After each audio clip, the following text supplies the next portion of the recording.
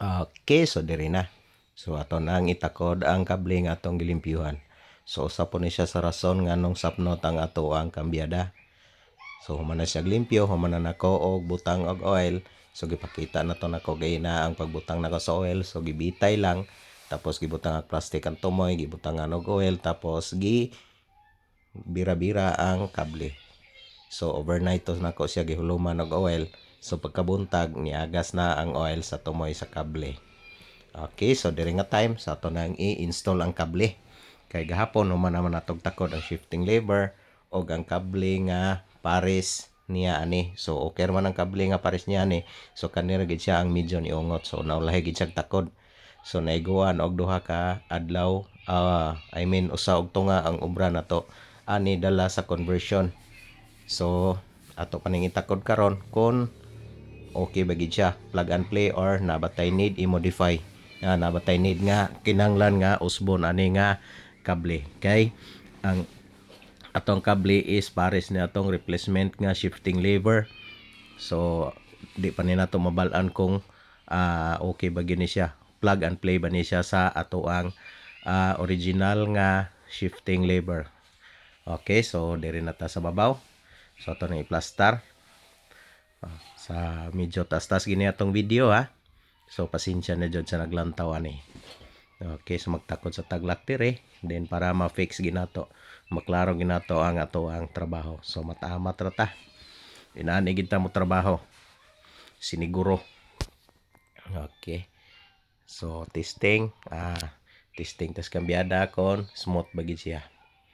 Og dayon ato nang itakod. So natay nakita nga problema sa ako nag-ingon gay na nga dili ni siya pares. So original og ang kaning replacement nga kable. So nagid siya diferensya. So need nato ni i-modify. Ato ning kinahanglan nga kinahanglan nato ni nga mag-connect ni silang duha. Kay di gini siya magamit kun di ni sila mag-abot duha. So lantaw ninyo og giunsa nako pag-modify ang kaning part. So ato lang sumpayan para mainat. So ako po ipakita dire giunsa nako pagsumpay, giunsa idea para maka-idea pod mo kon in kaso na may encounter nga problema inani. Okay, so atong kwaon ang diferensya niya. Atong ibutang. So sigurohon ginato nga naka-center ang atong shifting lever og ang center sa kable sa sa selector. So atong kwaon ang diferensya niya. Mao po na ang atuang isumpay anihang adjuster. So adjuster niya sa tumoy sa kable. Okay, so mao ni atong giobra. Ako ipakita. So mao na ni. Ato ni siyang weldingon. So mga DIY ra ni atong mga gamit nga tools dire. So ako rang gipapak og C-clip. Okay, so manantog sumpay, walang na ko ipakita ang pag-welding kay basig madaot ang inyong mata maglantaw sa akong video. Halang ra ba jud kay maigo sa welding. So inana ra, mao na ni siya. Aton ning itakod, atong testingan kung all goods ba ang atong obra og ang atoang plano kung compatible ba ni og sakto ba ang atoang gikuha nga sukod. Okay, so dining dapita ato na itakod. Nan. Atong itakod, atong i-adjust. Okay. So giinat ra man atong adjuster. So walay problema ang thread ani. Magugot na ta.